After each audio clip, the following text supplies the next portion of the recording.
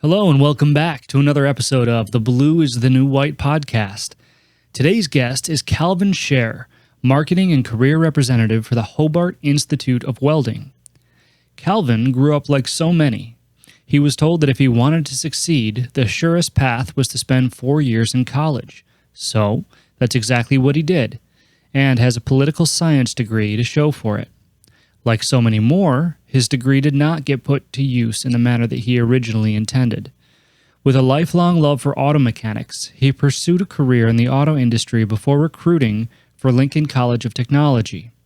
From there, Calvin was able to pursue what he had come to realize was his definition of success by working for the Hobart Institute of Welding and helping students find their own success in the skilled trades. His philosophy can be summed up in one quote by Johann Wolfgang von Goethe: "If we treat people as they are, we make them worse. If we treat people as they wish to be, we help them become what they are capable of becoming." As always, this show's not monetized and we don't run ads. We rely strictly on word of mouth from our listeners to grow the show. So if you enjoy this episode, please take a moment to rate it, review it, and share it with your friends. The future generation of tradespeople depend on it. They depend on you. So thank you again, and enjoy this episode of the Blue is the New White podcast with Calvin Sharrer. Calvin, welcome to the Blue is the New White podcast. Good to have you here today, man. Thanks, Josh. Glad to be here.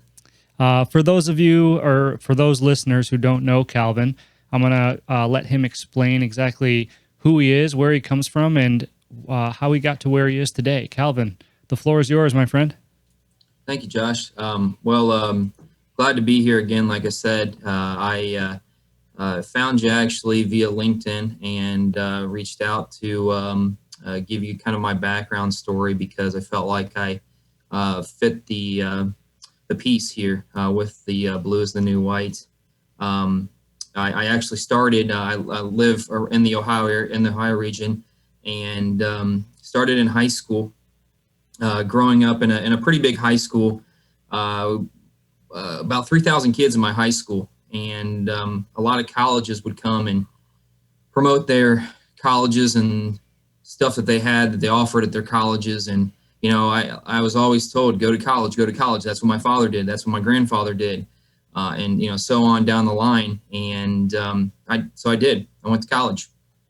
I graduated from a 4-year university here in the Ohio area, and decided to take my trades to the next level. Actually, I graduated with a political science degree. A lot of people wouldn't expect that, but I graduated with political science, and first off, started out in the automotive industry. I was in the automotive industry for about 4 to 5 years, working with a few companies in that, doing mechanics. I was hands-on. I actually worked on cars. I kind of tinkered with that when I was in high school and then also into college too. And got into the welding field, and now reside actually with Hobart Institute of Welding Technology here in the Dayton region, a suburb of Dayton, Ohio. And I've worked with Hobart for going on about 6 years now in the welding field. I never welded myself. Like I said, you know, never had the opportunity in high school. We had some trades classes. I was just never really exposed to it much. Nobody came down and talked to us in our English or math classes. Hey, you can do a trade and go down here to our career technical side and take these classes. And I just ended up here at Hobart, and they put me through the welding program, and I love it. Oh, that's fantastic.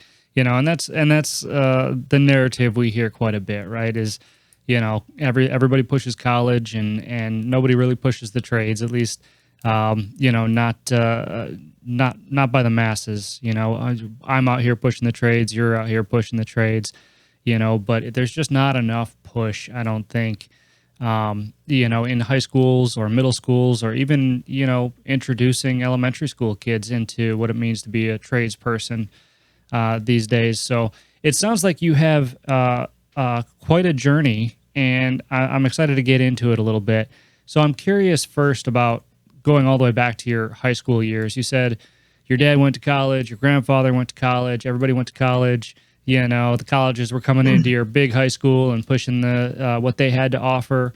So, you know, and admittedly, that's the route that you went. what did you think about the trades in high school, or did you think about the trades in high school?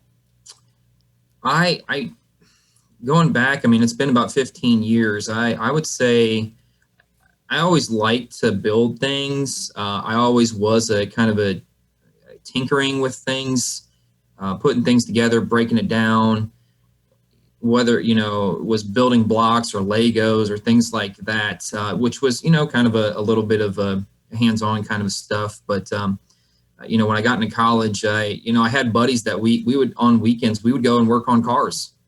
I had one I can think of. I had a buddy that he had a Honda, and we put a turbo on a Honda, and we tore it all off and did whatever we could, and that was the cool thing to do back in high school, was working on our cars and making our cars the coolest and fastest or loudest that we possibly could. So that's kind of where I got into. I'd say the hands-on really was in the automotive side of it, and then worked for some shops, Goodyear being one, and basic stuff. And I got into sales stuff. I kind of tinkered with everything, whether I wanted to be in sales, whether I wanted to be in, changing tires and oil and, transmissions and all that kind of stuff. But that's where I kind of guess I started out with the high school side of it. Okay.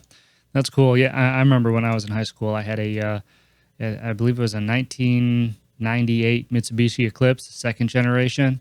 Yep. Had the turbo. That's what we had. Yeah. Some of us had some of that too. Yeah. The Fast and the Furious style, had that chirpy blow off valve. You wanted to be like. You wanted to be like Vin Diesel. That's right. Oh gosh, I'll never forget. I had that thing that, there were lights on everything, and I had the underglow and the wheel, the lights in the wheels, and oh God, I got so many tickets. It's not even funny. And putting sound systems in the car, that was the cool thing to have. And yeah. So yeah. I definitely. Nowadays, it just seems like nobody wants to get their license and drive. But I know, right?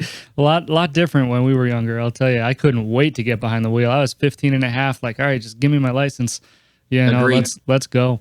So that's interesting, and I think that there are a lot of people that kind of started out that way, because especially in our generation, right? We grew up watching TV shows like Fast and the Furious, and it, unbeknownst to us, that was kind of like hey, this is how cool the trades can be. We didn't realize it at the time, right? It was just something fun to do. But in high school, so you like the automotive stuff. Did you have any idea, or did anybody teach you, kind of all the different trades that were available? Or, was it just the auto stuff that was in front of your face because, that's what you enjoyed doing at the time? Yeah, it was just the auto stuff.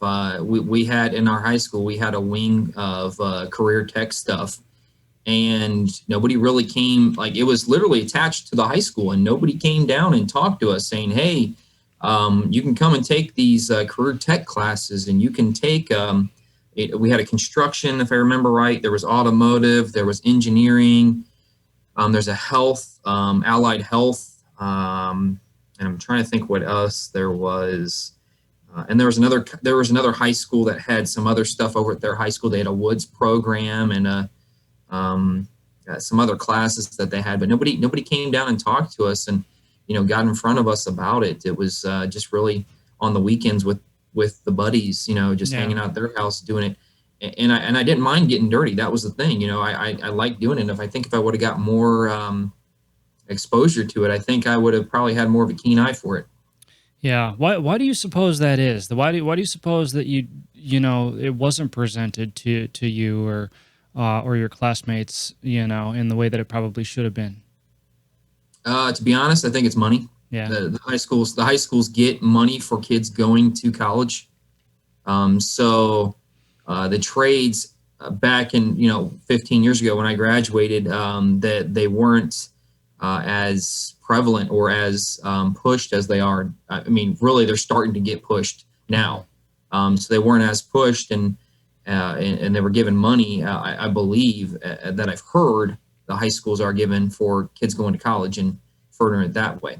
Yeah, no, I've heard that too, or they have ranking systems of some kind that's linked to benefits and things like that, and how many kids end up going to college, or and their test scores, test if they can scores, get high right. test scores for their kids, and that's one thing that just gets me with the high school industry. I mean, I work in it now with Hobart. I actually go out to high schools and I talk to kids about coming to school here at Hobart. And, there's not a lot of people in the trades that I know that go to high schools and talk to them about the trades like I do. I mean, there's a few schools out there that have technical programs, and you have your community colleges. But a lot of kids in these fields I'm seeing that I go to these classes and talk to, they don't want to take the academics. They just want to go straight for the trade that they're looking at and get done as quick as they possibly can, and as least money as they possibly can. Mm-hmm. Yeah. No, that's definitely interesting, and that's something that I've noticed across the board too. And it's interesting. I'm glad to see that there's becoming a more a bigger push for this kind of stuff. But it's still, I mean, we're battling it every day, right? The perceptions of what it means to be a tradesperson, and it's funny because before I started to do this podcast, and I've got the book out, and all this different stuff I do on social media with the revolving around the trades, I had kind of an outside perspective. Even being in the trade, I had an outside perspective of the advocacy for tradespeople. And so I noticed it a lot more, and that's actually what led me down this path to try to raise awareness for it and let people know, all the benefits and opportunities that exist in the industries that revolve around the trades. But now that I'm in it, right, and I'm collaborating with so many people that are in the trades or advocates of the trades or something like that, it's hard for me to take a step back and understand where the perspective is collectively right now. You know what I mean? Because I'm talking to people like you all day who are in the trades, who love the trades, who teach the trades, and I don't want to say that I've lost sight, because I haven't, but it's just harder for me now being so engulfed in it to really understand. So where do you see, on a mass scale, the perception of the skilled trades right now? I would say it's on a whole 180 flip right now. The high schools I go into and talk about Hobart and the welding program we have here in Dayton. I mean, Hobart's one of the largest welding schools, or very close to the largest welding school in the United States. And the Hobart name is huge in the welding industry, not only welding, but as we were talking about the food equipment and all the other stuff that they offer. But the high schools I definitely see a 180 flip because they're seeing more kids that are more hands-on versus going 4-year routes, and they need to find that those kids a place too, because that they don't want them just going to or I should say not going anywhere after high school. They want to at least give them an opportunity, because I remember when I was going through high school, there was a lot of kids that didn't do anything. They just went and got a job at a restaurant or somewhere else. Groceries or So if they can at least help them get something that they like to do, it gives them an opportunity to make a career for themselves. Because I just say, you get a job, you're just over broke. Yeah, no, that's very true. And that narrative, it's funny because even in the book, I point out that a lot of people are under the impression that it's either you go to college or you end up with a low-level job like working at a restaurant or fast food restaurant or bagging groceries, or these introductory level positions for people in high school and things like that, and all of this, and they've kind of created that narrative themselves, right, by pushing college so much and not pushing the trades enough. As I don't even like to call it an alternative route, because that makes it sound like college should be everybody's first choice, but it's not. It's an adjacent route, right? Because we hear all the time these days how much money can be made in the trades, how lucrative they are, the benefits, the job security, all the things that college promises, right? Just without the price tag. And so I find it interesting that mentality that kids have is kind of generated by the marketing efforts and perception that college itself has created for these kids. and the kids, they know no better. I mean, they're in high school. They're trying to be taught by adults here. Yeah. And these adults, I mean, my conscience, I would say that would just do me wrong. It's just like I'm sending a kid down a route that he really doesn't need to go. You know, he doesn't need to go to college. He doesn't need this debt. And I would just be like, I can't do this. Like that would not be something I want to try to teach a kid, to get them to go to college and make them, you know, try to spend all this money to go to college because our school's making money for it, or, you know, take these test grades when, you know, you can go get a trade and you don't need to take the ACT or SAT to get a trade. You can come to school here without the ACT or SAT. You just got to graduate high school. And to mention the cost you're talking about, I mean, if you don't mind me giving a little pitch to Hobart, I mean, it's only $19,000 to come to Hobart. $19,000 for a structural and a pipe program, and you can be done in less than a year. You can be done in 10 months. And let's expand on that a little bit. What kind of career trajectory does that put somebody on? Oh, everything. I mean, in the welding field, that is. I mean, with your company in HVAC, with pipe fitting, with the unions, non-union contractors, rail, aerospace, shipbuilding. I mean, that's grown tremendously with the military that we're just growing right now. Shipyards are just begging for welders. Pipeline, that's kind of been shut down with everything that's since the coronavirus, but I'm sure that will get back and going because I can tell you this, guy. I mean, anybody listening or watching this, if you're not doing it, invest in natural gas. We're going away from oil. We're getting in natural gas. We're fracking, and it's a good thing. It's better than oil. It's way cheaper. It's cost efficient. They can do a lot more, and it's not hurting the environment. Everybody's told that the environment's being affected by the drilling and you know, there are some stuff, I'm not gonna lie, people, you know, some companies do some bad things, but I mean, it's still giving us jobs, and we're keeping it in the United States. We're not doing it overseas.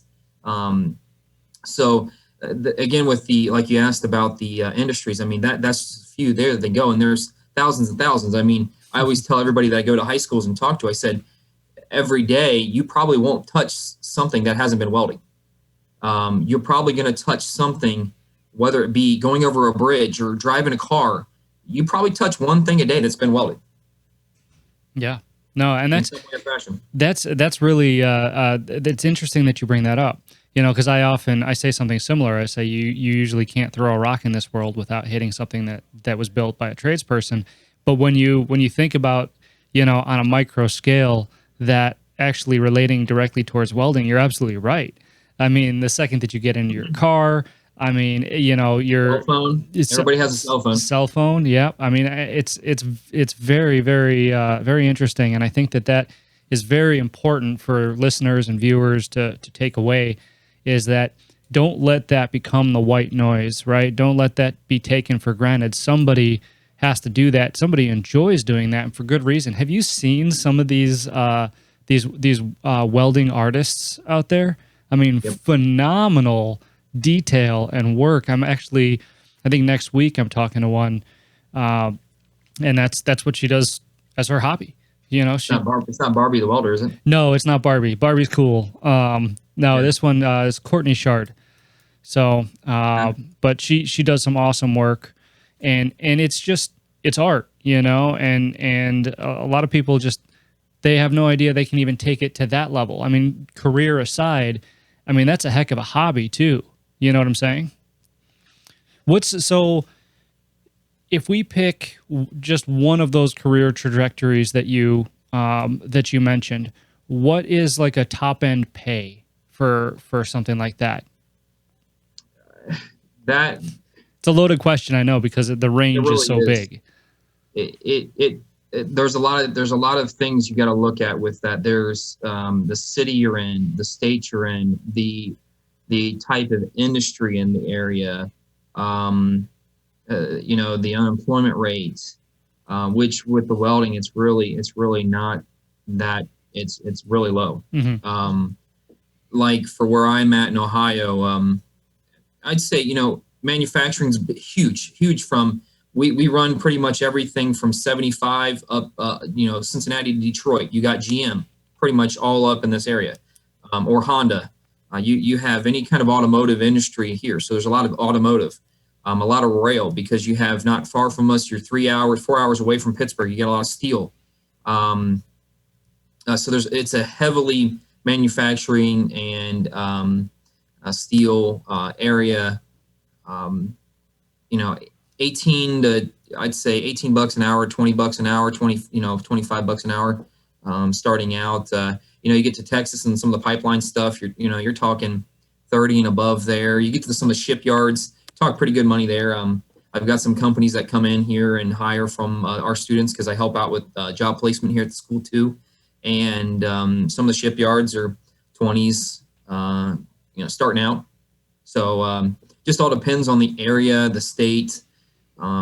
If you want to travel, that's a great one, because you're talking, you don't have any ties for anything. You're not tied down to a house or an apartment, and the company pays your per diem, and you're making your money. So pretty much people live off the per diem and bring home their check every day, and they walk away with whatever their salary is, whether it's 60, 70, 80,000, $100,000. They're walking away with that money because the company paid all their expenses. That's unbelievable.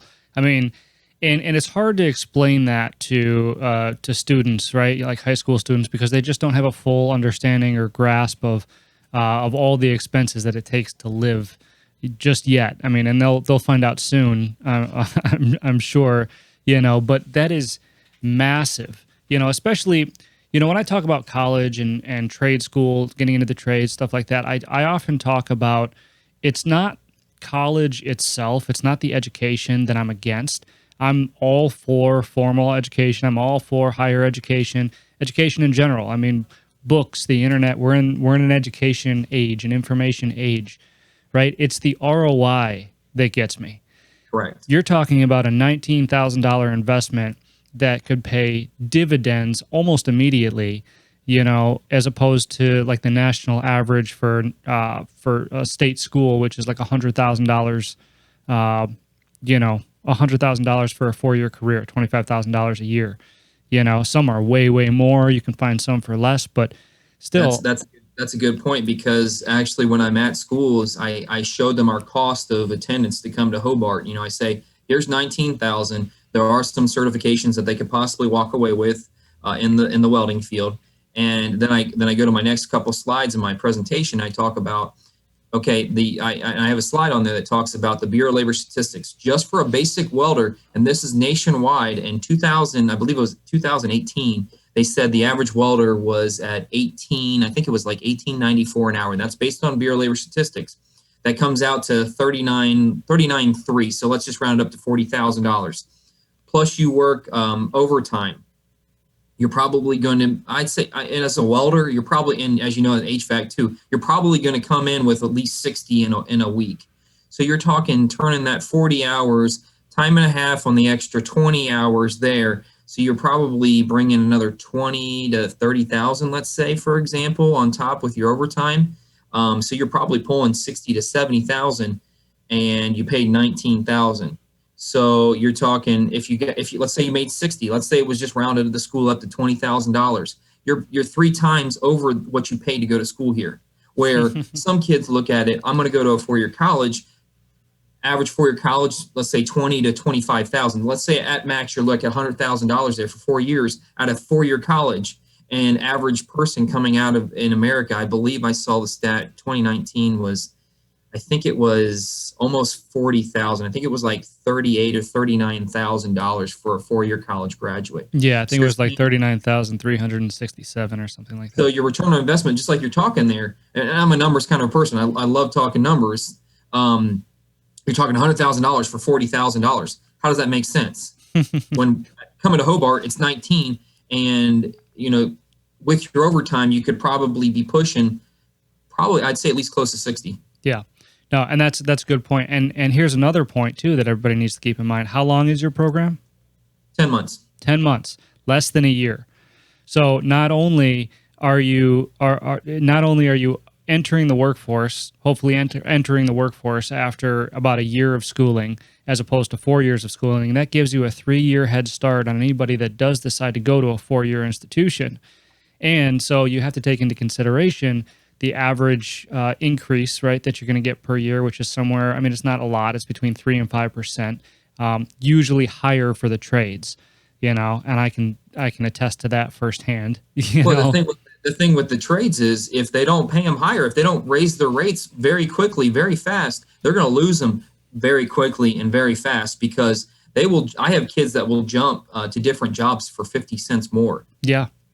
Yep. Because the company's going to pay more, and how safe the company is as well. So as a company, a lot of companies come to me calling me saying, hey, I want to hire some of your students out of Hobart, and we're only paying $14 an hour. And I'm sorry, I understand, it might be because of the area. You really need to raise your rates. It also goes down to the companies too. And I know they want to make a profit too, but the inflation rate right now, the cost of a dollar, it's not the way it used to be. So, and the cost of a home is going up significantly, versus the cost of income is way low where it was comparative to like the 70s.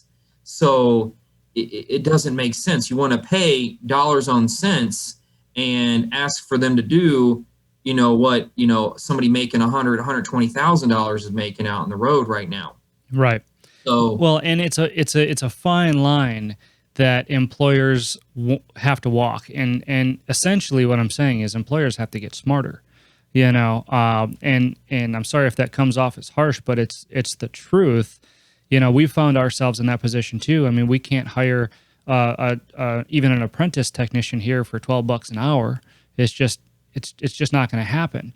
I mean, unless they're literally 18 years old, fresh out of high school, and coming to us for the education. They know no better. And they know no better. So, I mean, yeah, there's obviously entry-level circumstances like that, but to your point, somebody who's gained the knowledge even from a trade school, yes, employers need to, they have to walk that line, because not only will that person be able to find somewhere else to go that will pay, but, I often say that the industry is growing faster than the people entering into it. So a lot of these companies are experiencing, high growth, which means they need somebody to come in immediately and start turning the wrenches, if you will. But the scarcity of people makes that almost an impossibility, or at least an improbability, so that means they do have to invest in the apprentices, in the training, because even after your course at Hobart, I mean, there's something new I learn every single day. You know what I'm saying? It's a constant learning environment. There's always on the job, I say OJB, on the job training that you're going to get. Yeah, absolutely. So, it makes it a very tough circumstance for business owners in the trades, but it's absolutely doable. And the point is that, they have to find a way to invest in that new talent, and yeah, if that means, pulling less margin, it means pulling less margin. But, you got to look towards the future. In our industry, because it's growing so fast, you have to look 5, 10, 15 years down the road and say, okay, where am I at now? Where do I want to be? How do I get there?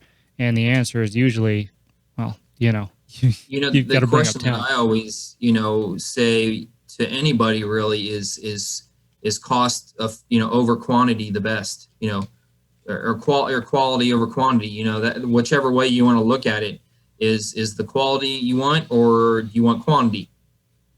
That's right. The way you really got to look at it. So like you said there, would you rather have somebody that can come in, turn wrenches right now and get the right fix done, and you don't have to send somebody out to get it fixed again, and then waste more salary or waste more paying somebody to come back out there and fix it, or get it done the first time? Now, yeah, you're right. You can take somebody straight out of high school, pay them a little bit cheaper, and then work their way up. But you can also have them do something like 10 months, send them to school, and they could be in and out and ready to go on the jobs in no time. And then you don't have to spend money training them at your facility and paying somebody to do that. You can send them here.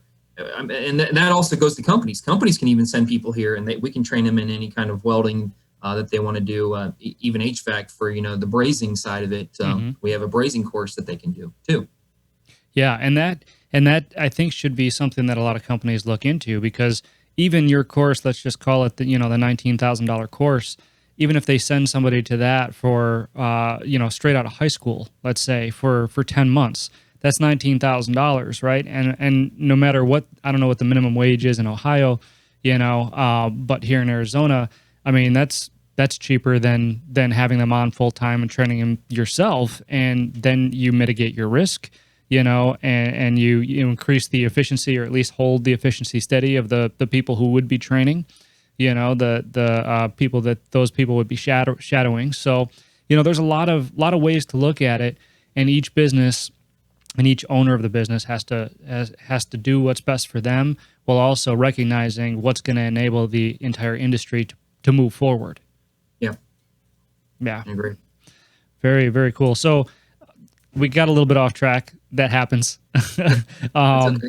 But that's the beauty of this show. The rabbit holes are fun. So you went to college, 4-year college, and you graduated with a degree, you said, in political science. Correct. So after you graduated with that degree, I mean, did you ever put that degree to use before you got back into the auto industry, or did you go right into the auto industry? Right in the auto industry. So after I graduated college, I was working, doing that, and I had another side job too, just working in a furniture store, and then got into another school. So I actually was working with another school that was based out of Indiana, and they were recruiting people to go to school, kind of like what I do here at Hobart, recruiting kids to go for an automotive training. So I had the background on that, and there was also a diesel program. They also had a CNC program, machining, and they had an electrical program too. So they taught low voltage electrical and CNC and automotive diesel. So I was recruiting kids, sending them from the Ohio area over to Indiana to the school, and there was a lot of need for that too. I mean, especially diesel techs for the trucking industry right now. Machining is huge. I mean, and it was very cheap for that cost too. That cost for that, I believe, when I came over to Hobart, I think they were only charging like $17,000. It was it was either an 8 or a 10-month program, if I remember right too. So, and you learned on any 6-axis machines, 5-axis machines, lathe and mills. They had a wide variety of different machines you can machine on. So it was a good program. And then it definitely brought me into where I'm at now with what I'm doing here at Hobart, and doing still kind of the recruitment, but also the career. I also work in the career services here at Hobart too, to get them in the position. So answer your question, I never took my political science. I was looking into it. My grandfather actually owned a law firm here, and I talked to his partner. He had retired, and I talked to his partner, and I was talking about possibly taking over the law firm because it had our name on it, and I wanted to, kind of keep in the business. But I talked to his partner, and he was just, I wouldn't do it. You'd be working 80 hours a week, and lawyers just think it sounds good, but for how many hours you're working, it's really not going to make out to what you're thinking you're going to make as a lawyer. So I didn't go on for law school and didn't get my bar, and just kept in the skilled trades, and made a good career with it right now. Yeah, it certainly sounds like it, which is the story for a lot of people. I think once they discover the trades and all the benefits therein, it's pretty much an easy decision for them. I do have a question. You said you've done a lot, and you do a lot of recruiting. In our last conversation, that little rabbit hole we went down, we talked a little bit about what somebody can expect to make out of school, talking about 40 hours, and then usually averaging maybe 20 hours overtime, 60 hours a week. How do you, let me phrase it this way. I think there's a perception that exists out there today that this generation doesn't want to work that much. Okay. And I happen to think that I take that with a grain of salt. I know a lot of young people that are not averse to work. They just need, it needs to be presented to them in a certain way in order to get them motivated to do it. So how do you combat that? Do you ever see that in the people that you're talking to, that you're trying to recruit? Is that ever an issue or a hurdle? Yeah, it's right now the worst it's ever been.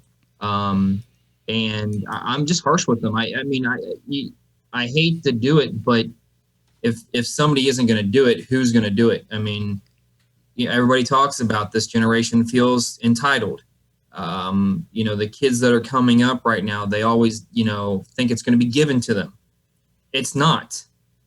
I go in when I'm talking to them, and kind of my way about it, it's, you can come here, get perfect attendance, and I can tell them this. I mean, I have jobs in my pocket that I don't give out to everybody here at the school. I have companies, like I just had a guy contact me from Nebraska, $40 an hour working at a power plant, and I've got jobs that pay $12 an hour. That's kind of the way I play it. So you tell me which way you want to do it. Do you want a perfect attendance, and I'll send you that job that's making $40 an hour? Because I'm not going to give that to everybody. Yeah. I tell them, I say, I got this 40 an hour job. I don't want to lose this reputation with this guy. I'm not going to send somebody that's not going to show up, or show up 50% of the time, and then this guy doesn't contact me again. So let's say your buddy wants to do that, and I send him the job, and he doesn't show up, then there loses that job for you. So because he won't call me back, or he won't respond to me and hire any more of the students that I can get that kind of pay. So you got to show me, and I'll look in, because I can look at their attendance here at school, see what they're at, and I'll kind of how should I say, interview them. I'll interview them before they even get to that job, without them even knowing, so that they can, so I know that they're going to be somebody good for that job. Because I'm not going to, you'd probably like to have a good contact that can send you good HVAC techs. I do that for my welding people. I'll send them, the good ones that I know will show up every day. Because it doesn't matter if you're a good welder or not. If you're not there, they can't jobs done. They can't train you to what they're doing at their shop or at their plant, or whatever, wherever that might be. Yep. So that's kind of how I play that when I go into schools. And I mean, I hate to say it, but I mean, I got to make sure I'm getting kids the jobs and everybody's happy too. Yeah. Well, and I think, we've got to make a point to be honest with these kids too. There's so much on social media these days that, hey, follow your passion, you'll never work a day in your life, all that stuff. And I'm more of a realist, and I think that everybody would be better off if they had the same thought process. I mean, obviously I'm a little biased, but it's true. I mean, there's so many people out there that want to work as little as possible for as much as possible, but that's just not how life works. Like the White Stripes say, ain't nothing in this world for free, right? And it's true. You have to put in the work, and it doesn't matter if you're in the trades, or if you're in school, or if you're, going for a law degree, or you are a lawyer or a doctor or whatever. If you want to be successful, however it is that you define that success, you've got to work your ass off for it, and yes, you'll get to a point in life where you're going to want that work-life balance, but you have to work to get to that point. You know what I'm saying? I mean, I still put in a lot of hours here, probably 60, 70 hours a week, running a company. And a lot of people don't understand that either. Entrepreneurship's on this pedestal today. Everybody wants to be their own boss. Everybody wants to say, well, I'm a CEO and, I run a company and this and that. Yeah. And I got news for all of you. The company runs you, but only if you're doing it right, and that's the way it is. So, that's what I usually. Another point to that, it's not you running the company as a CEO, it's your people below you too. That's right. They are the ones, the lifeblood. So you have to also be good to them too, or you don't have a company. Yeah. And set an example, right? Culture is everything. Absolutely. I couldn't agree more. You know, it's people need to see leadership. They don't need to hear leadership, you know, and there's a lot to be said about that. And that doesn't matter if you're a CEO or, you know, you're a coworker or whatever. It doesn't matter where you are in the food chain. You know, the example is yours to set. And, you know, oftentimes that comes with working long hours, but the reward and satisfaction that comes with it usually outweighs it. Yep, I agree. And the paycheck, you know, if we're being honest. Money makes the world go round. That's it. That's true. So, okay, so you went for political science and got into the auto industry. So, what led you then to where you are now? What led you to Hobart?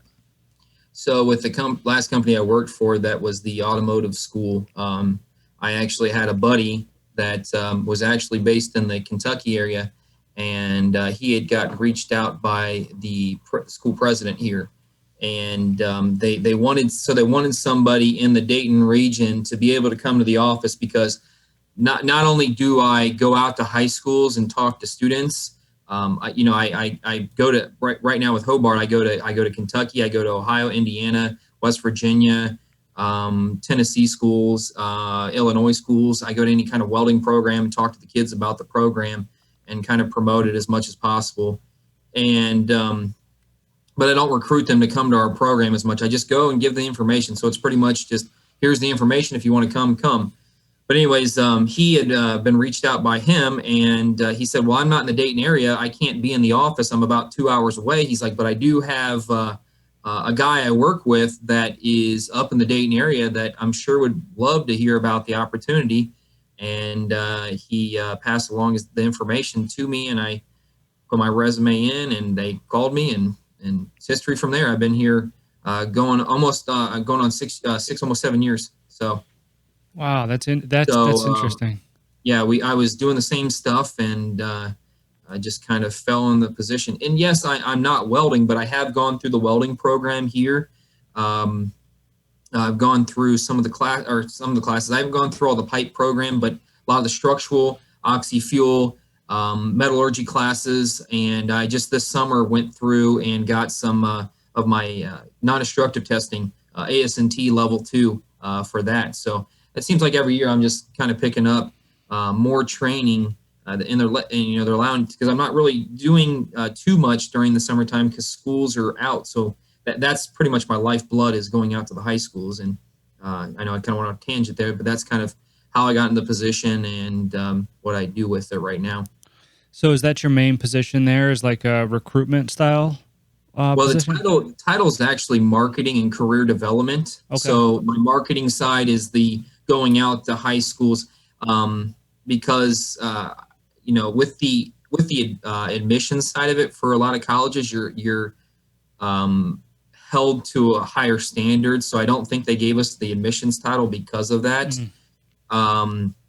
So it's marketing and career development. So half of it is going to the schools, and then the other half is the career services side. So I talk to companies from California to I have a lot of contacts up in the East Coast. Like I have some of the iron worker unions up in Boston, and up into Maine that I talk to, and down into Florida. So East Coast to West Coast, I have companies calling me daily looking for welders in any kind of industry. So that, as you asked earlier on one of the questions, where can you go? I have the companies calling me from everywhere, wanting welders.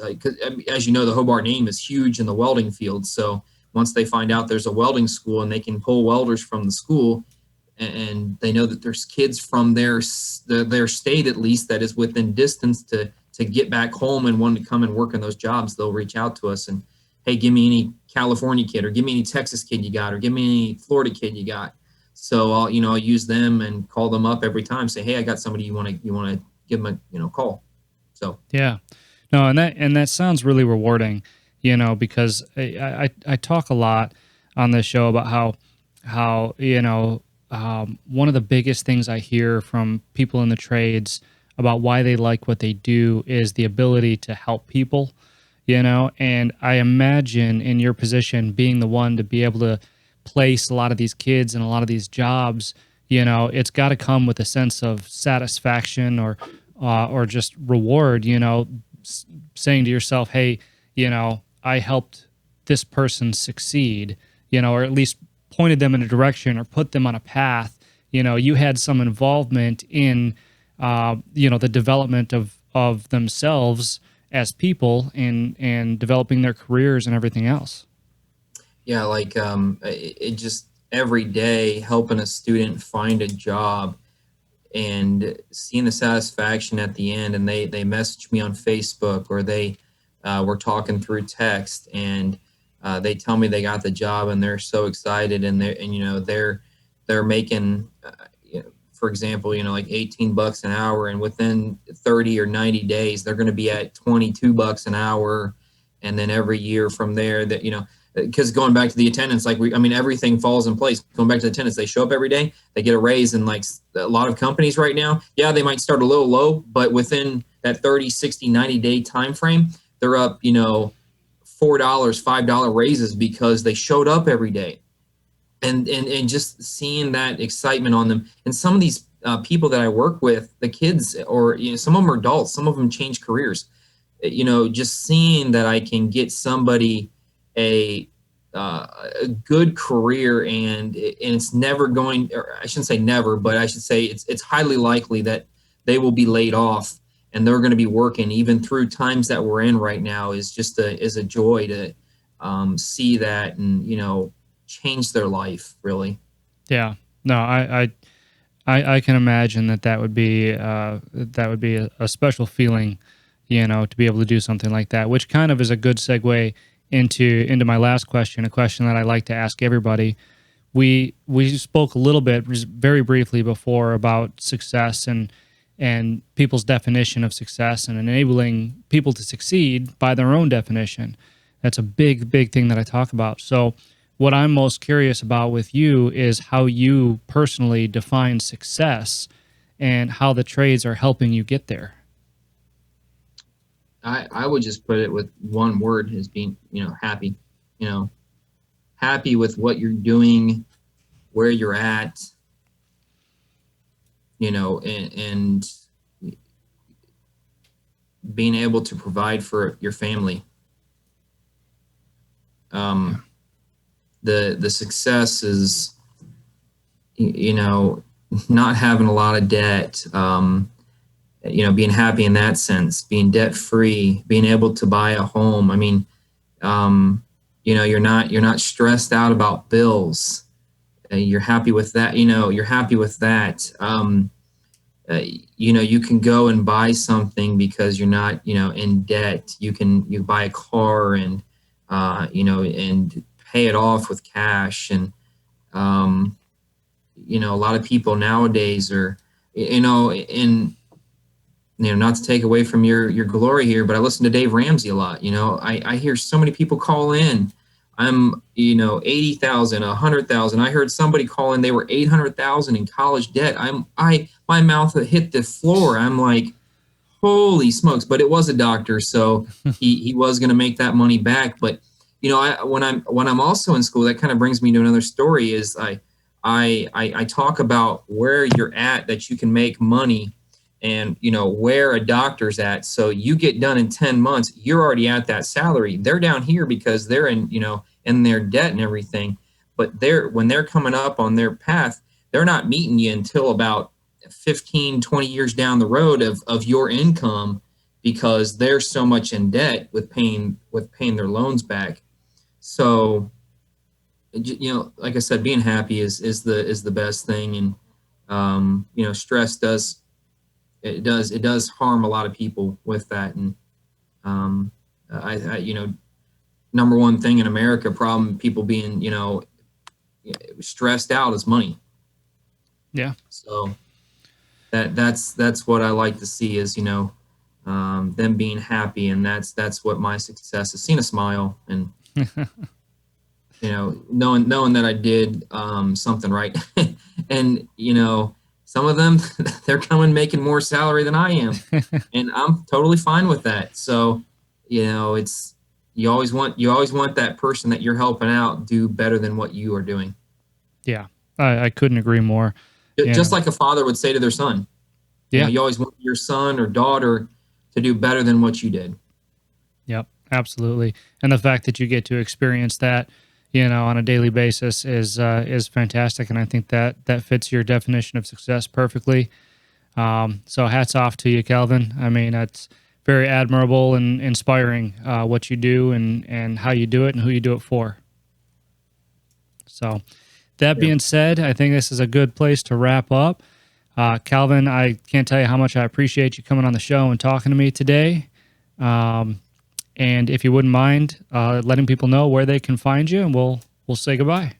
Yeah, thanks, Josh. I do appreciate, again, the time and opportunity to talk about my experiences. And if anybody out there is interested in reaching out to me at Hobart Institute, you can always Google us. You type in #1 welding school in the United States, we'll pop up the #1. That's God honest truth there. But if you would like to reach me via email, that's a quick one. It's just Calvin, it's CALVIN .Sharrer, and that's SCHARRER @welding.org. So probably one of the best, easiest emails that you can remember there, and best username. So again, Calvin.Sharrer @welding.org. And if you need to reach me, you can always find our number on Google for calling the school, and just hit my extension. So awesome. Thank you again, Josh. Thank you, Calvin.